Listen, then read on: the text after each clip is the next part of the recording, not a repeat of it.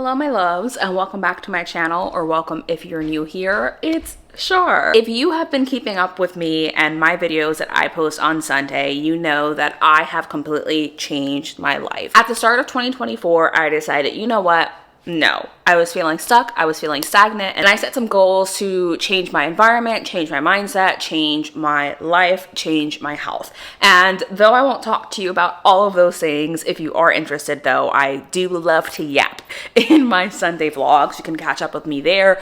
But as part of that journey, I implemented some habits that I feel like really changed my entire life and had some immediate impact. We all know that change doesn't always happen right away. Some change does, but most change takes a little bit of time. And because it takes time, the space between where you are and where you want to go can feel a little bit long and people get discouraged. So in today's video, I want to bring you the 6 micro habits that actually changed my life and changed it very quickly. Things that I feel like had a high impact on how I felt about myself, my life, and my ability to accomplish what it is that I wanted to accomplish, and genuinely just made me feel good. Now, this first one, you may not like to hear, but I think that this one had the most impact on my life, and that was getting off my phone. Yeah. I love being on my phone, but I found that I often just scroll to kind of escape my reality. That sounds like a bad thing. It just means I want a distraction, and there's nothing wrong with being distracted. So I'm not saying you never have to be on your phone, but that micro habit that changed my life was not going on my phone after a certain time and not going on my phone before a certain time. So that means after 7:30 p.m., I'm not on my phone. Do I stick to this every day? No, I try to. I stick to it most times. 90% of the time, I'm able to stick to it. But I will tell you, for the 10% of the time that I don't, I do feel the impact and kind of like the, I hate to say yucky feeling, but kind of like the gross feeling that I get when I am on my phone after, because I feel like I've allowed outside influences to change how I feel at the end of the night. The other time that I do not look at my phone is before 8 a.m. So my morning routine is also something that's very, very sacred to me.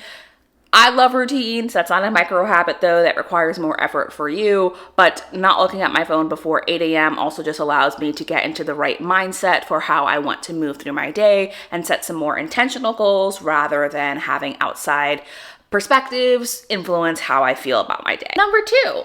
This is gonna help you out, besties. If you're like, Shar, I can't just like lay in bed and stare into space. That's not what I do either, so we're in the same boat. I get off of my phone, but I do have the TV on, and here's why I do. My nighttime routine when I go to bed, so 7:30 p.m., off my phone, TV is on, and what am I watching? Motivational content. Vlogs, videos like this that I am just looking at to get into the headspace of who I want to be. And that is my entertainment for the night. It still lets me have my screen time, but it is more intentional screen time because I am purposely selecting the content that I'm watching as opposed to scrolling on TikTok or Instagram and letting the algorithm serve me content. Nope, I have a playlist called my That Girl Morning and Night Routine playlist, and all it is videos that I like to watch of people creating inspiring content that makes me feel motivated to get to where I want to go. And I have noticed some major changes in how confident I am in my ability to get to where I want to go because I implemented this little habit, slight shift of what I watch in the nighttime as opposed to not watching anything at all. I'm gonna tell you the truth. I was not always a very tidy person.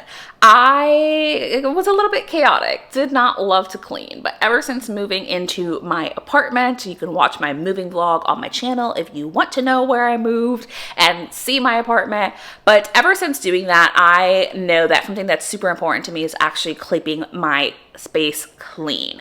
And because that doesn't come naturally to me, the micro habit that I implemented that really did have a change on how I feel mentally every day is closing shift. And if you haven't heard of closing closing shift, it is just 10 to 15 minutes at the end of the night where you just clean up your space a little bit. You're not going around trying to clean everything in 15 minutes. No, you are picking one space, one thing that you want to do, maybe two things, and you're just cleaning that space up a little bit. And your future self doesn't have these massive cleaning days. Your current self gets to enjoy the clean space that you're in. And I just find that my physical space is a reflection of my inner state. So when my house is messy, I feel messy. So I make sure that my house is clean so that I can enjoy the calmness of being in that environment. For me, closing shift is usually washing the dishes, but sometimes it's wiping the counters. Sometimes it is putting away clothes, folding laundry, putting something away that I was working on that day because I love hobbies, or maybe I was painting my nails for the example of this.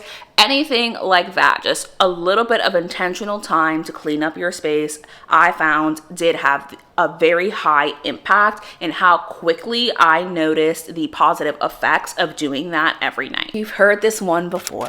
And the reason you've heard it before is because it actually works. I don't know what to tell you, besties. It actually works. Now, there was a point in my life where I didn't love making the bed every day because I felt like I was just going to get back into bed. And you know what? That was true for me at that time. But at this point in my life, because I have such an intimate connection to my physical space and how it makes me feel, making the bed every morning is just that little bit of productivity. Takes me about 5 minutes to do that. That lets me feel like I accomplished something for the day. And whenever I walk past my bedroom or I'm in my bedroom, I genuinely do not feel the desire to get into bed because I remember that it took time to make that bed. But also just looking at the space that looks very put together does help me feel more grounded in the day. And even if the rest of the day went to absolute shit, I know that my bedroom is my sanctuary. It's very peaceful. It's very serene. And I know that at the very least, I made the bed that day.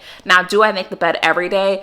No, I don't make the bed in the days that I am in the office, and that's because I am not physically at home. And genuinely, when I come home, I immediately do my nighttime routine and get into bed because I get home pretty late. If you are someone who works from home or you spend a lot of time in your home, definitely I would recommend try making your bed. But if you don't spend a lot of time at home and you don't care about making your bed, then you may not feel the effects of this. But I personally did feel like making my bed every single day has had a massive positive impact in who I want to be, where I want to go, and how grounded I feel in my days. This one is a pretty simple one, and that is make time to speak to someone you love every day. Part of my nighttime routine is talking to my mom every day. I used to live with my mom, I'm talking like a few months ago, and I really loved that I did because it gave me the time to develop my relationship with her and just feel grateful for every moment that I get to spend with her. And I just love doing that. It helps me recognize how much love is around me. Also talking to your friends, texting, whatever it may be, just making time to connect with someone that you love helps ground you in gratitude. And that's something that I really appreciate. And I want to make sure that I take the time to appreciate every single moment that I have with the people I love, because unfortunately at this point in life, right, I know so many people who have died tragically, who have died young, and I hate to say it, but the next day is not guaranteed. So I always make time to appreciate the people around me while I still have them around me. And I'm gonna cry because the thought of losing people that I love makes me really sad. So I'm gonna say yes, making intentional time to talk to my family, to talk to my friends has definitely helped me recognize how much love is around me and have gratitude for that. While it is a beautiful thing to want more, I want to make sure that while I am working towards more and working towards my dream, I am also appreciative of what I have in this present moment. And my final one is the 5-second rule.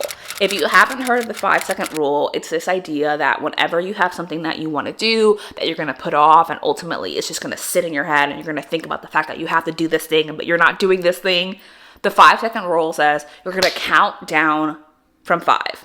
And when you hit 1, you're going to do the thing. No procrastinating. 5, 4, 3, 2, 1, do it. And where I implement this is in my morning routine, because I wake up between 5 and 5:30 a.m. And that's because I go to work very early. So whenever I feel like my alarm goes off, or I just don't want to wake up. Maybe it's a day where I'm not actually going into the office, so I don't have a reason to wake up at 5 a.m. I just like to stick to the routine. I will say 5, 4, 3, 2, 1. And I'm getting up. And the mindset shift that I implemented in this, and why I feel like it was so high impact for me, because if I get to 1 and I don't do it, then I'm not doing it. That's just it. And I say that with grace, and I say that with all of the love for myself, because I have to weigh in those 5 seconds whether or not I would regret not doing the thing I'm putting off, or if I decide that I want to put it off, then acknowledging that that is not what I want to do right now. I just needed a little bit more sleep, and letting that be okay. That's the important part. If you decide not to do it when you get to 1, do not waste the rest of your day feeling guilty and embarrassed and ashamed about the fact that you did not do it.